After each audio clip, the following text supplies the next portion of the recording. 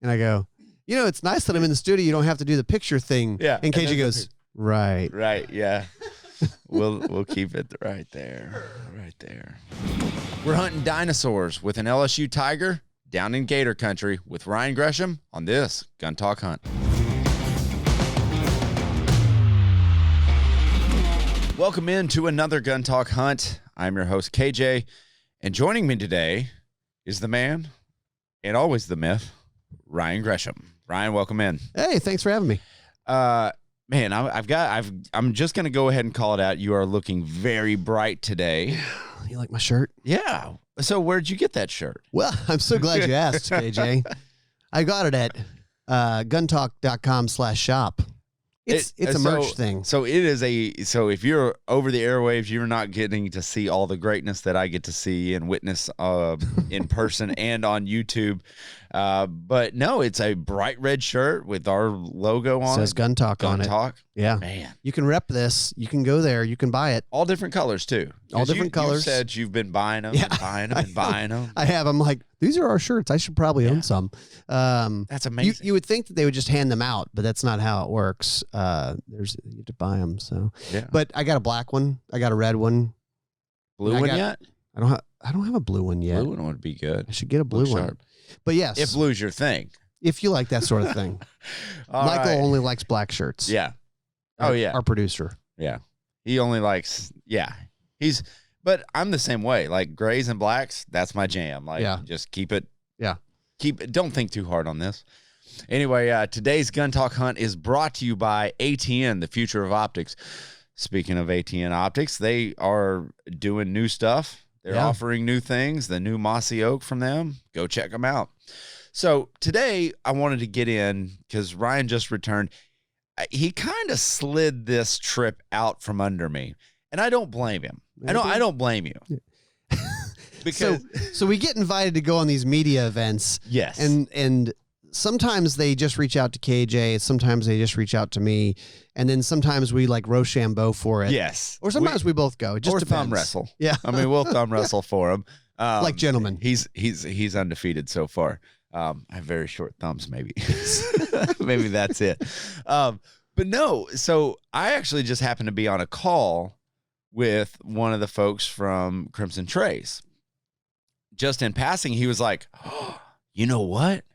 I've got an opening. Like, this wasn't they reached out to us. I just happened to be, I was the guy on the phone. We weren't supposed to be going on this trip. No, this was a very, and this is a whole different topic that we could get into, is the whole like media influencer like situation that we've got going on in the interwebs. Yeah. But it was a gator hunt, and I have and you guys have probably, if you've listened to this podcast, you've heard about my gator hunting story and experience, and we're going to get a little bit into that, but mostly this is about Ryan's experience. And instead of maintaining his like Louisiana blood and hunting gators here, which would make sense. Yes, of course it would.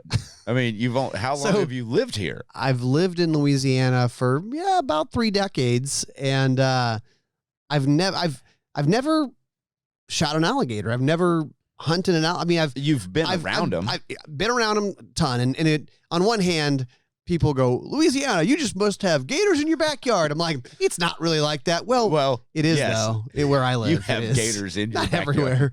But you found a gator in your front yard one time. I did have a gator in my front yard, and we called the local, and I mean small, police department, and he came over with one of those little dog catcher nooses, and he put around the gate. I mean, it was only maybe a 3-4 foot long alligator, which is completely manageable. Manageable, yes. People go, oh my God, no, that's not a big alligator. And he noosed it. He's like, which is the closest way to the water? It was like the backyard, because I'm thinking he's gonna bring it somewhere else. Yeah, relocate it. He's gonna relocate it into the bayou in the backyard. Oh my gosh! But yeah, we have gators, and I've helped out. I've been on some like I was on a duck hunt. Yeah. In Cameron Parish, which is southwestern Louisiana, and after the duck hunt in the morning, he goes, "Hey, you want to go check our gator traps?" And same deal, bamboo over the water with a line with a hook piece and of chicken on it or something. And we pulled up a couple gators, and they weren't very big, and he just let them go. So that was the most like gator hunting thing I've done, where you kind of helped out. He had a few gator traps set up, but I've never shot one here, and because it's not one of those things that, number one, you do have to do it the right way. You can't just go shoot gators, and people will go, "Oh, gator in my backyard, I'm gonna shoot it." No, you're not. No. Please don't do that. If you're listening, please don't. Yeah, you're not allowed to do that, because don't do that. It's kind of like, if I see a bear, I'll just shoot it because I was in fear. I'm scared of it. Well, that you can't do that.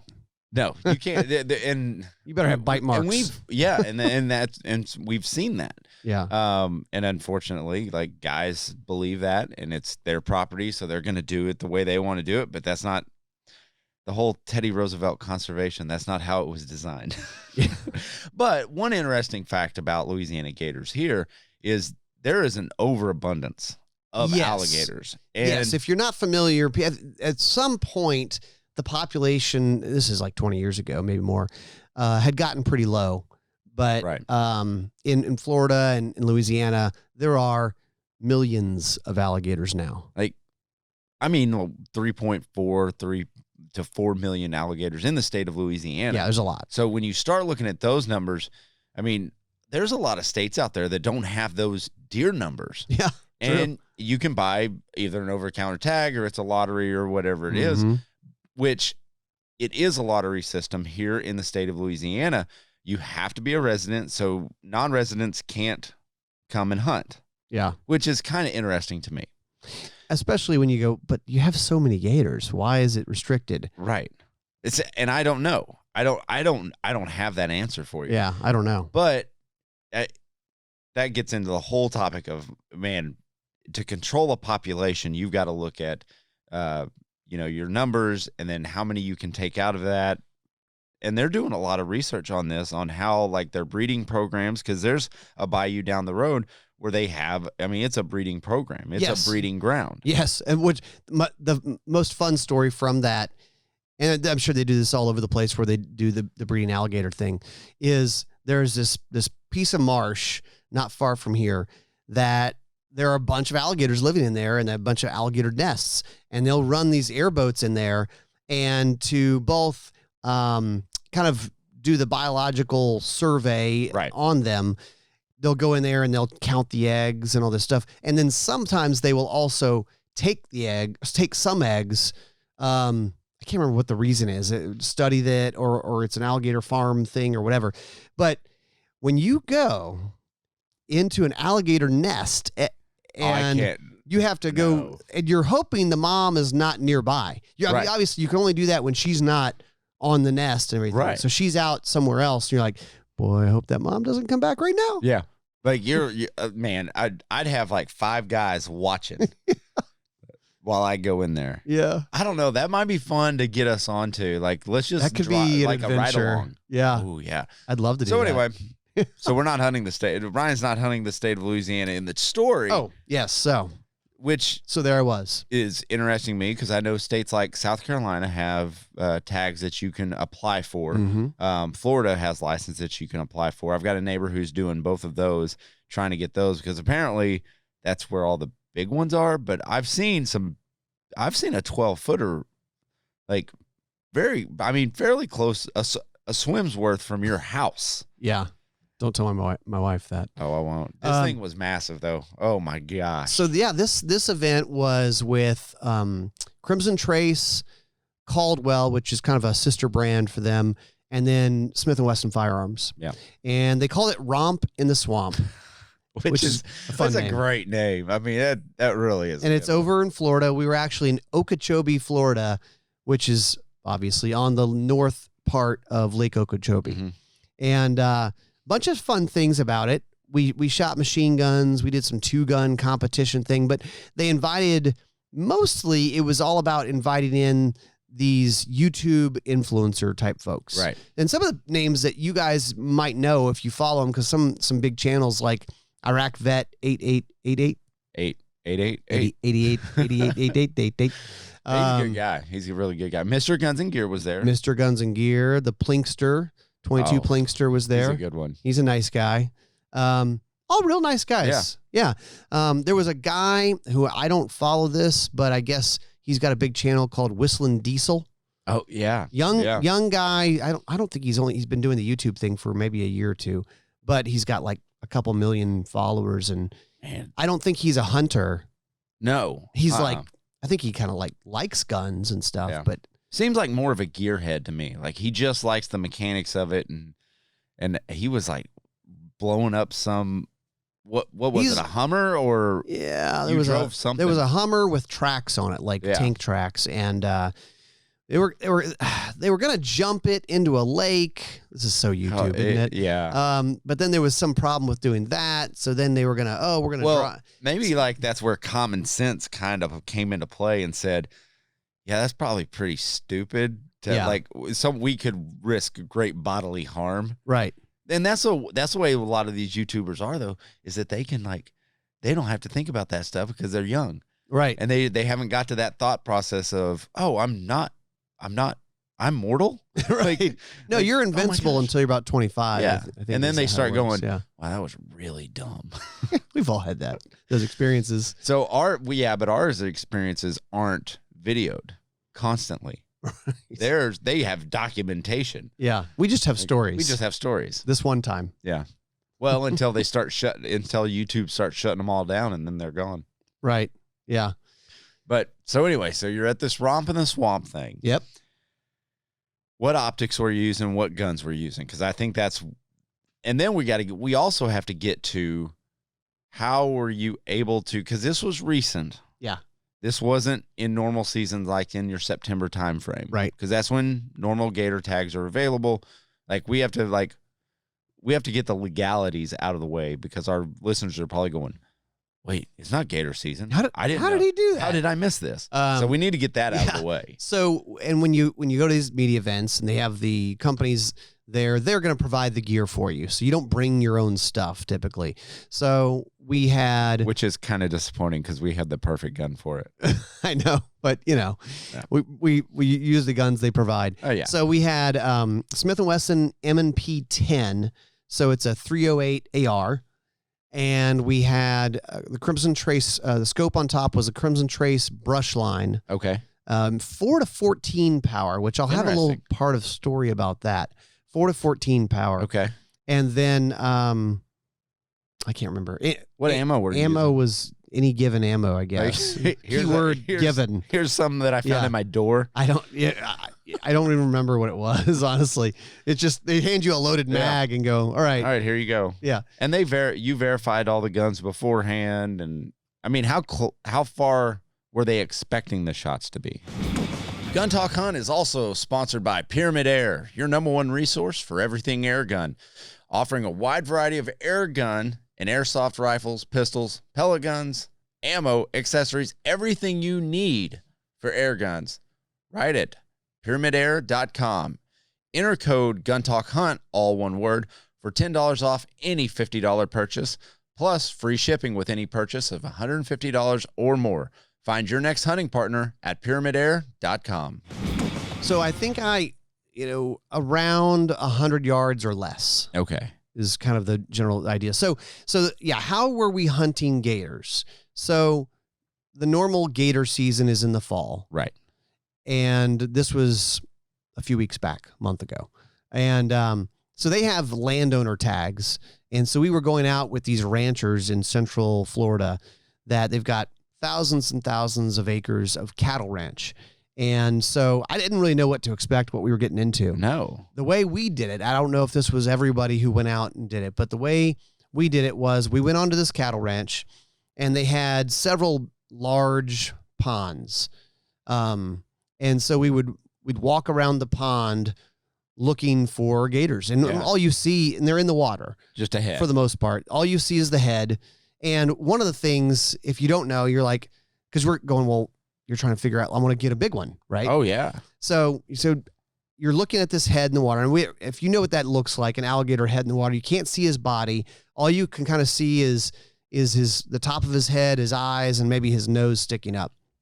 But the distance from his nose sticking out of the water to his eyes sticking out of the water however many inches that is. That's feet. That's feet in total length of the gator. So it's 6 inches to his nose to his eyes. He's a 6-foot gator. Right. Is the general rule. And they say that depends on where you are. It depends on what they've been eating. Okay. Depends on a bunch of different things. And but obviously these ranchers, they're looking them at all the time, so they have a better idea of like that's what's about in the area, what's big, what's not big, and all that stuff. So we and then sometimes you will catch them on a bank or something like that. Yeah. But we walked around this pond. We saw probably 5 or 6 gators on that pond, but on that one pond. Wow. Some of them, I mean, and some of them are hard to spot. I mean, you're looking in the lily pads, and you're looking. There's a bunch of stuff in the water, and you're trying to see them because they're very camouflaged. But they said, well, that's like a 6-footer, maybe that's a 5-footer, some small guys. Let's keep looking. Yeah. So we walked to another pond. And Mr. Guns and Gear, I told him right out of the truck, I said, you're on the gun first, man. Yeah. You get first. Because he's probably, I mean, has he ever I don't know that he has. He's from South Carolina. So he's familiar with him. So it's not like you're taking a guy from Montana has never seen an alligator in real life. But or IRL if you're an influencer. In real life. Yeah. In real life. Jeez, that's influencer lingo right there. He's gonna start hashtagging his hashtag whole Gator, radio show. Hashtag blessed. Kill me if I do that. Yeah, please. Punch me in the mouth. Same thing. But yeah, I said you're on the gun first, man. So we saw a gator. He said it's a nice one. We kind of crept up there and he shot it and gator down. And what was funny is a lot of times, like I said, they're in the water, so they'll either spin when you hit them, thrash around a little bit, or they'll just sink. Oh, that's the worst case scenario. And so they had this large fishing rod, and just like with a treble on the end of it, like a big treble, weighted, and they would throw it out there and snag the gator and pull them in that way. So they weren't always totally dead when you're bringing them in either. That's something I learned on my hunt. Is that's why, like, so on these gator shows, swamp people, stuff like that, you see them and they'll tape their mouth shut. Right. Like, even if they shot them point blank, they're dead, whatever, they'll still tape that mouth shut. And you're like, why? Why would they do that? No, they still have reflexes. Yeah. And they're a reptile. They're a reptile. Like, they still have those reflexes. And there was a couple times, like, I'm sitting there riding in the boat, looking for gators and stuff like that. And we've got one dead in there. And then all of a sudden it does this giant move and thrust. And I about jump out the boat until I realize, like, there's actual live gators in there. Yeah. Like, oh my gosh, you got to be kidding me. There's one in the boat. They're out of the boat. I can't take it. That's why you tape their mouth. And that's why, so when they bring them over the gunnel of the boat, so they bring them head first. Ideal. Bring them head first so they can't turn around and bite you, all that stuff.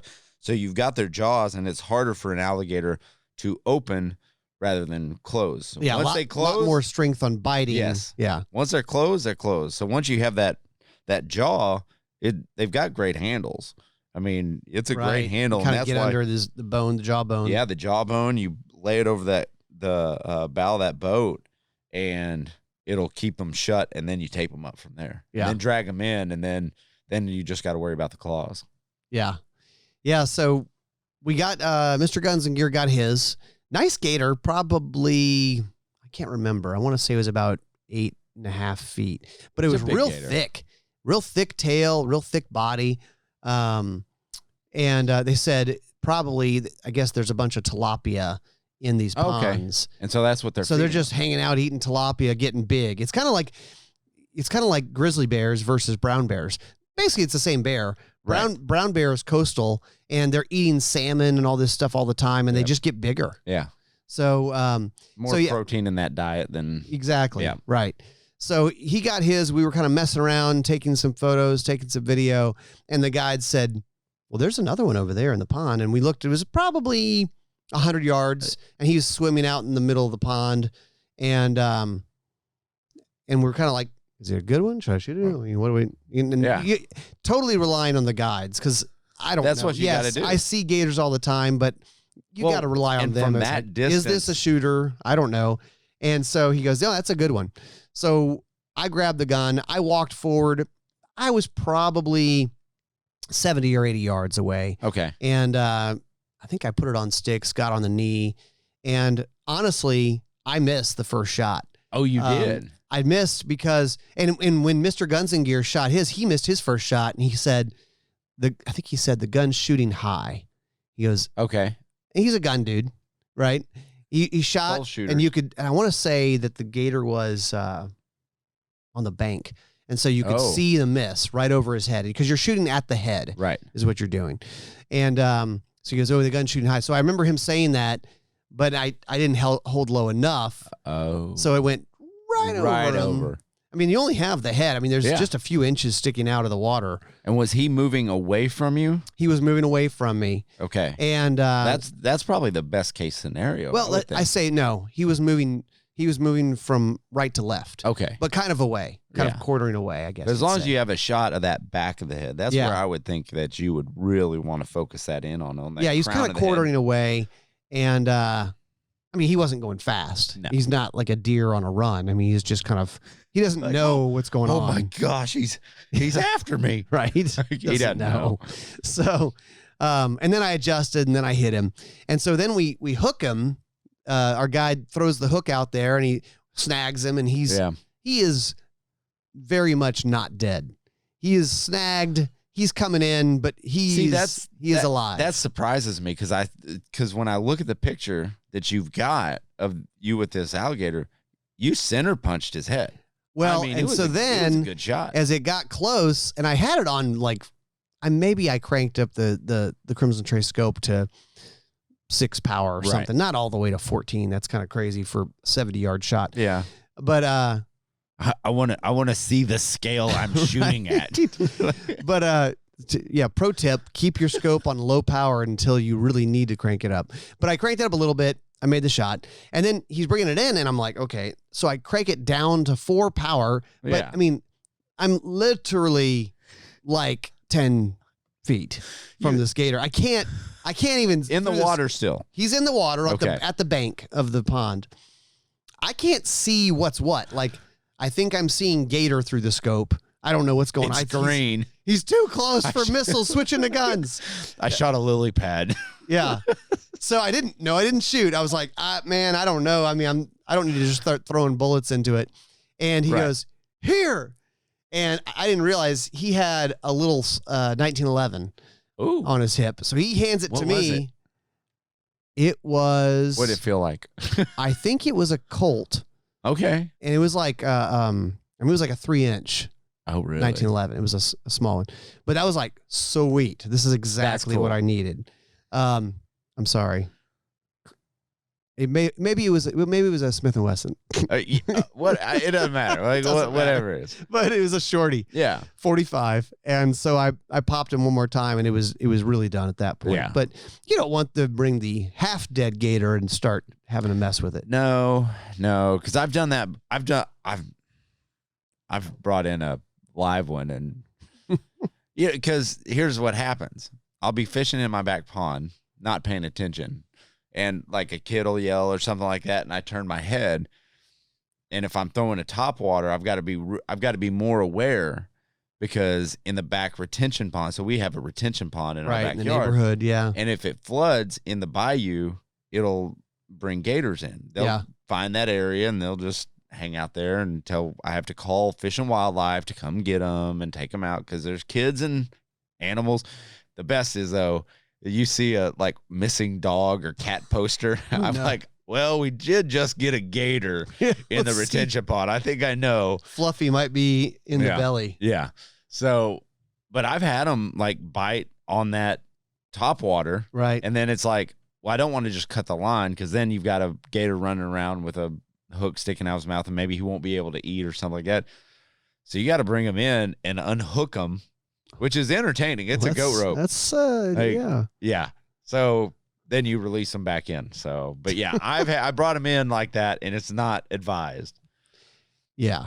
So yeah, I mean, we got him in, and it was good. I mean, he was probably about a 7-foot gator, but I mean, my first gator Which was is fun. big.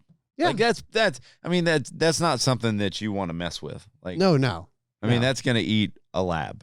Right. Oh, I mean, totally. Yeah, that gets into like, no, that's too big to mess with. It is. Those are too big to mess with, and I forget how fast they grow. But gators' early lives, they grow really fast. Yeah. So like the first 3 or 4 years, it's like a foot a year or something like that, or something faster than that. And then once you start getting up into the 9 to 12 foot range, It slows it's like down. Slows way down. Yeah. Yeah, but I'm gonna get the meat back. I'm gonna get the hide tanned, and I'm gonna get a skull mount done. So what? So meat wise, how do you normally prepare gator? Dude, I've never shot a gator. Oh, that's true. I've eaten a lot of alligator because they serve it in all the restaurants here in Louisiana. Yeah. And it's good. It does sort of taste like chicken. It's like a more firm. Yes. It's more firm chicken. But you have gator in your freezer. How have you cooked it? Oh man, my favorite way is to fry it. So I will, and this goes back to whether I'm like cooking dove or anything like that. Like I will kind of somewhat brine it. Yeah. But what I have done is you put it in like a whole milk or a 2% milk for about 12 hours or so. So that will draw out a lot of the gaminess to it.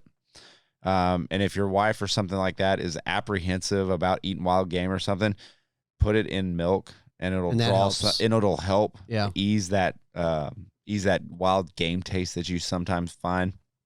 But gators, you don't really have that. And so I can just throw them. You got to trim all the fat off because there's this odd, like real firm fat that they have. Mm-hmm. And so you take that off. And I have like some pickle juice, like some garlic dill pickles. Really? Yeah. And I will use the pickle juice as the marinade for them. That sounds good. I'll set them in there for 24 hours. And then I have a garlic Parmesan kind of seasoning that I will bread them with. Wow. And then serve it with ranch dressing, and it's phenomenal. That sounds amazing. Oh, dude, it's amazing. You know what? That's what I do. Okay, so next week I'm going to set aside the last 2 batches of gator I've got, and I will brine them for the office, and we'll have gator, sounds awesome. gator one day. Yeah. Yeah. Michael's now behind the camera going, yes, yes, fried gator. That's a good hunt, man. It was fun. That's fun. It was fun. I kind of now I've checked that, off the list and got that under my belt. I wouldn't mind doing another one. I mean, we didn't do it from a boat, and I'd like to kind of do that as well. Ride around a boat, kind of do it that way. So the application process for Louisiana is, I believe, currently open. So what we'll do, because if you draw, so you have to kind of pick your unit and pick where you want to go. If you draw, you get 3 gator tags. 3. That would be awesome. That's a lot of gator. Yeah, that's a lot of gator, and especially if you're dragging in big ones, it's fun. But anyway, is there a size limit on the tags? There is not. Okay, there is not. Whatever gator you want. And so, really, what you want to do is you want to kind of scout the area and say, okay, there's a 9-footer there, there's a 7-footer there. If I put my bait out here, the likelihood of one of those 2 grabbing it is going to be great. Yeah. Because if you go in there and you say, well, there's a 3-footer here, and there's a some little small guys over here, like it's likely that you will be having one of them on. Yeah. So you really want to kind of scout a little bit before and just put your poles and the chicken in the right areas. Yeah. So a little bit of scouting, but not much, but you can do that really quick. Kind of fun, different type of hunting. Well, it's different. It's different. I'm telling you, man, once you start, like if you do it the traditional way that mostly is Louisianans do it down here, man, with that cane pole and the paracord basically on a hook, man, when you see that hook down in the water and you start to pull it up and by hand, just pulling on the string, and you feel that weight and you're like, oh, there's something under here. And then once you get them up to that surface and they go nuts, it's fun. Ooh, it's a heart attack waiting to happen. But anyway, well, Ryan, thanks for joining. Thanks for sharing your hunt, and hopefully this fall we can get you on 3 more. I like it. Yep. All right, fried guys. gator. Thank you for joining Gun Talk Hunt. As always, keep those muzzles pointing in the safe direction and always be hunting.